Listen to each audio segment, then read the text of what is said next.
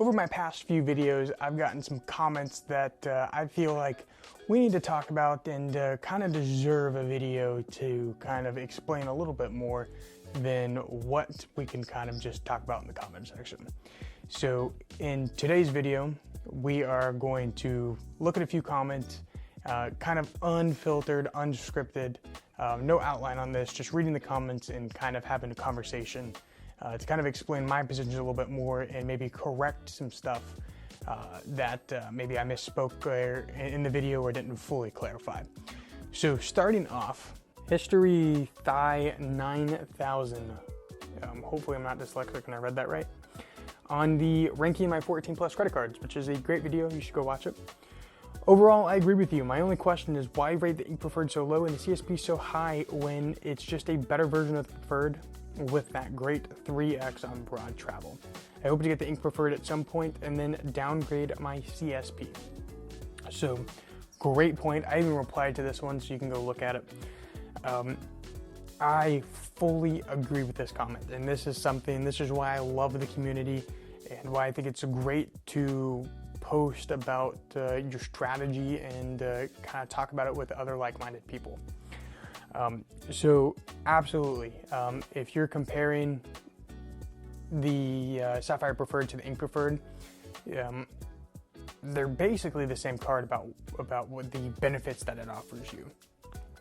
I will be more than happy to make an in-depth video about the two cards. If you want to see that, leave a comment down below and I'll add that to my list of things to do.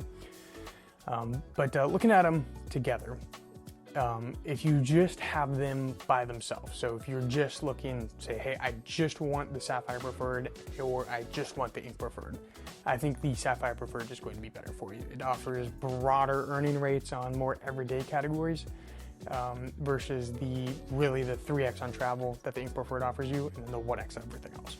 Where I fully agree with him or them on is if you're using the Chase Trifecta. So for me, I have the Freedom Flex, and the Sapphire Preferred and the Freedom Flex, the earning rates are pretty much identical. So getting rid of the CSP and keeping the Ink Preferred to have that elevated travel earnings, I think is the move to make. Now, I didn't fully get into it on that video because I think it was outside of the scope of ranking the cards. We did bring it up in the cards that I want in 2024, so go check that video out too. My goal with the Sapphire Preferred is to upgrade it to the Sapphire Reserve for the multiple benefits, the Priority Pass, the 1.5 points multiplier through the portal. When I was going through my mindset ranking in that video ranking my cards, was how I value them and how I see them long term in my possession. And I don't remember exactly what I said in that video, but I know it was along the lines of the Ink Preferred is a great card, but it's not going to get renewed. And that's why. If I had to pick between the two cards, just in general, the Ink Preferred would win. But because I have long-term plans with a Preferred, and on top of just the Preferred being, I think, for the everyday person a little bit better, that's why there was such a big discrepancy, because the Sapphire Preferred in my overall strategy has a really high role versus the Ink Preferred, which was just a earn and burn card, get the sign-up bonus, and then cancel it after year one. Frank Bradford, 9616, commented, "You have undesirable overlap between the Wells Fargo Autograph Custom Cash Card and the gas, and between the built and dining. It's best to avoid overlap." So what he's really talking about there is, I mentioned that I wanted the Custom Cash Card for the 5% back in the gas category. And I also said that I wanted the built card for the dining category as well. In another comment on the same video, he said, what's the value on 6X in dining if it's just a single day per month? Again, talking about the built card. And I think I may have not fully clarified my really position on how I felt about the build card. So we'll start at the build card, we'll circle back around to the custom cash. My big desire for the build card in its current state is having the ability to get American Airlines points. And I think I really kind of focused hard on the rent day bonus, getting 6x on dining, opposed to just the normal 3x on dining that the built card offers.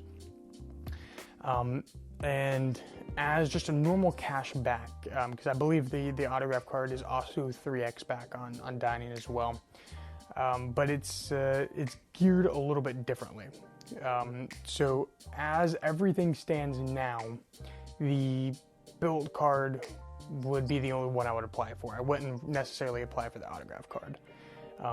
And having the built card would solely be used, at least right now, for probably American Airlines and potentially some Hyatt stays, but American's really the only transfer partner that I would get some value from. Just highlighting the fact that you could get 6x, pretty much 6 American Airlines points per dollar 1 day a month on something that I find that I spend a good bit of money on in that dining category. The position that I set up for the autograph card. So I really only want the autograph card in 2024 if transfer partners come to it. If Wells Fargo does add American Airlines, which is my big play here, to the autograph card, then yes, I see the considerable overlap. That definitely is an undesirable overlap for me with the autograph card and the build card. If the autograph card doesn't come out with transfer partners, if Wells Fargo says, hey, we're going to give you a whole list of bad transfer partners, or just decides not to have transfer partners in general, then the Wells Fargo card isn't, or the autograph card isn't even going to get an application. Circling back to the custom cash card, custom cash, we're in the same boat. The 5% back in gas, which is another big spot that I spend money on, compared to the autograph card. Now, just in general, just speaking plain numbers, the 5% on the custom cash is better than what the autograph can handle. So just comparing those, I don't see that as necessarily an undesirable overlap. It is an overlap, 100%. But I don't think it's necessarily a bad overlap to have. But again, if the Wells Fargo card doesn't come out with good transfer partners for me, then I won't even consider it. But the custom cash and the built card right now are both contenders for applications in 2024. So that's where I kind of stand with that comment. Overall, overlap probably isn't the best thing in the world, but there really isn't harm in having overlap if you have a plan for that overlap. Frank Bradford 6916 on the Watch Me Apply for the Ink Unlimited video. He obviously watched it till the end because he said, this is the first time I've learned of the Chase 50% rule. Very valuable insight there. Love a good data point. This one I think is a little less known, and it's harder to find information about. It is pretty well known that Chase will only extend a certain amount of credit for you, and I'm 90% sure it was on an Ask Sebi video like years ago that I saw this. So take that with a little grain of salt, but it is something that I plan for. 50% of your income is the amount that Chase is comfortable with. Once we get a little bit closer, which is probably 1, maybe 2 cards away for me before I hit that mark with Chase. So when that day comes and I get denied for that, we'll get a really full and in-depth data point there. On the Ranking My 14 credit card, it's a solid run through. Thanks. With your Blue Cash Preferred and Connect Business card, it seems like the Altitude Go would be a nice fit for your setup, then ditch the gold.